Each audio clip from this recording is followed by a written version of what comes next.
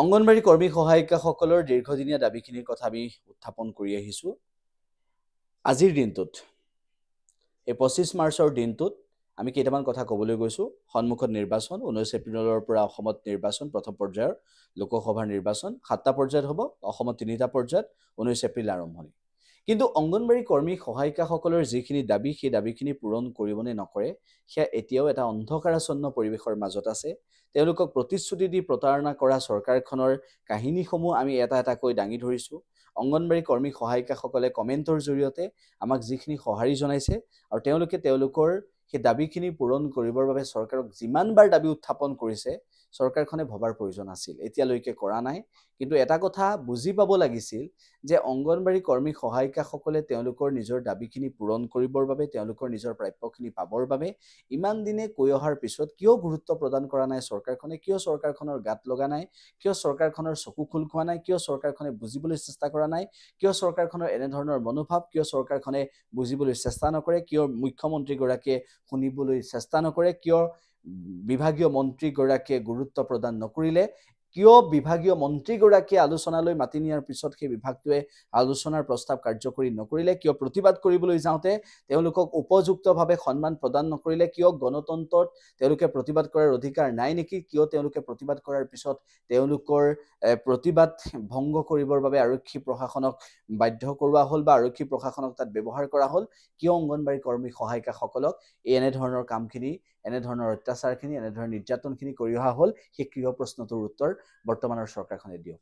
সেই কিয়টোৰ উত্তৰ বৰ্তমানৰ চৰকাৰখনে দিব লাগে আৰু অংগনবাড়ী কৰ্মী সহায়িকাসকলৰ স্বাৰ্থত অসমৰ জনতাই কিন্তু মাত মাতিব লাগে।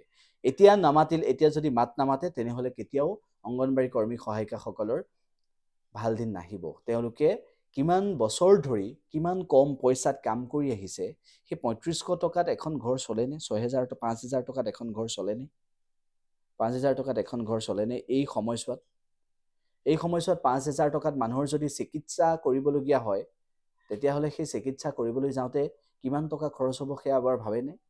সাধাৰণ জ্বৰ যদি হয় মানুহৰ, সেই জ্বৰৰ চিকিৎসা কৰিবলৈ যাওঁতে এটা সেই অংগনবাড়ী কৰ্মী সহায়িকা যদি পৰিয়ালৰ যদি পুত্ৰৰ বা সন্তানৰ বা কন্যাৰ বা যদি জ্বৰ হয় বা তেনেকুৱা কিবা সাধাৰণ অসুখ এটা হয়, তেনেহ'লে চিকিৎসা কৰিবলৈ সেই টকাই উপযুক্ত হ'বনে? তাৰপিছত পৰিয়াল চলাটো আছেই এমাহ। গতিকে স্বেচ্ছাসেৱকভাৱে বুলি ভাবি যদি তেওঁলোকক অপমান কৰিব বিচাৰে, স্বেচ্ছাসেৱক বুলি ভাবি যদি তেওঁলোকক সদায় প্ৰতাৰণা কৰি আহিব বিচাৰে, বঞ্চিত কৰি যাব বিচাৰে, একাষৰীয়া কৰিব বিচাৰে, তেনেহ'লে কিন্তু বৰ্তমানৰ চৰকাৰখনে খুব এটা বেয়া কাম কৰিছে। যদি 3500 টকাত যদি 5000 টকাত এটা পৰিয়াল চলিব পাৰে, তেনেহ'লে সেয়া উদাহৰণ বৰ্তমানৰ বিভাগটোৰ যিসকল বিষয়া আছে তেওঁলোকে দাঙি ধৰক, মন্ত্ৰীয়ে দাঙি ধৰক, বিধায়কে দাঙি ধৰক। সেই প্ৰশ্নটোৰ উত্তৰটো আপোনালোকৰ পৰা আমি পাব বিচাৰোঁ আৰু এইটোৱে ক'ব বিচাৰোঁ যে অংগনবাড়ী কৰ্মী সহায়িকাসকলৰ স্বাৰ্থত আমি যিকেইটা ভিডিঅ' প্ৰস্তুত কৰিছোঁ, আমি সকলো অংগনবাড়ী কৰ্মী সহায়িকাৰ কমেণ্টটো পঢ়িছোঁ আৰু তেওঁলোকে খুব ভালকৈ তেওঁলোকৰ কথাখিনি উপস্থাপন কৰিছে আৰু তেওঁলোকৰ সমস্যাখিনি কিমান গভীৰ সেয়াও কৈছে। আৰু আমি বাৰম্বাৰ এইটোৱে কৈছোঁ যে বৰ্তমানৰ চৰকাৰখনৰ ওচৰত যদি দাবী কৰা নাযায়, তেনেহ'লে একোৱেই পোৱা নাযায়। সেইবাবে আমি দাবী উত্থাপন কৰিবলগীয়া হৈছে আৰু এয়া 1,21,000 অংগনবাড়ী কৰ্মী সহায়িকাৰ স্বাৰ্থত আমি সেই দাবীখিনি উত্থাপন কৰিছোঁ। আশা কৰিছোঁ ভিডিঅ'টো আপোনালোকে ভাল পাব আৰু সকলোৱে শ্বেয়াৰ কৰিব। এই কথাখিনি সকলোৰে প্ৰাপ্যৰ বাবে আৰু এই কথাখিনিয়ে নিশ্চিতভাৱে সকলোকে উপকৃত কৰিব বুলি আমি আশা কৰিছোঁ। আমাৰ চেনেলটো চাই থাকিবৰ বাবে ছাবস্ক্ৰাইব কৰি ল'ব আপোনালোকে। ইতিমধ্যে বহুতেই ছাবস্ক্ৰাইব কৰিছে, যিসকলে কৰা নাই কৰি ল'ব। আৰু আমি প্ৰতিটো ভিডিঅ'ৰ জৰিয়তে চৰকাৰক এইখিনি কথা উপস্থাপন কৰিবলৈ চেষ্টা কৰিম, চৰকাৰৰ আগত এইখিনি কথা দাঙি ধৰিবলৈ চেষ্টা কৰিম আৰু আমি বিভাগীয় বিষয়াসকলৰ সৈতেও কথা পাতিবলৈ চেষ্টা কৰিম এই সন্দৰ্ভত। কিয় আপোনালোকে বাৰম্বাৰ বঞ্চিত কৰিছে, কিয় বঞ্চিত কৰি আপোনালোকে নিজকে অংগনবাড়ী কৰ্মী সহায়িকাসকলৰ ওচৰত হেয় কৰিব বিচাৰিছে, কিয় তেখেতসকলক প্ৰাপ্যৰ পৰা বঞ্চিত কৰিছে, সেই প্ৰশ্নটো আমি বাৰম্বাৰ উত্থাপন কৰিছোঁ। SKM আয়ুৰ্বেদিক ইনষ্টিটিউট, যশস্বী আয়ুৰ্বেদিক চিকিৎসক প্ৰয়াত ডাক্তৰ জনাৰ্দন বেজবৰুৱাৰ দ্বাৰা প্ৰতিষ্ঠিত SKM আয়ুৰ্বেদিক ইনষ্টিটিউটত সকলো ৰোগৰ চিকিৎসা সম্ভৱ। বাত বিষৰ পৰা কেঞ্চাৰলৈকে সকলো ৰোগৰ চিকিৎসা হয় এই প্ৰতিষ্ঠানত।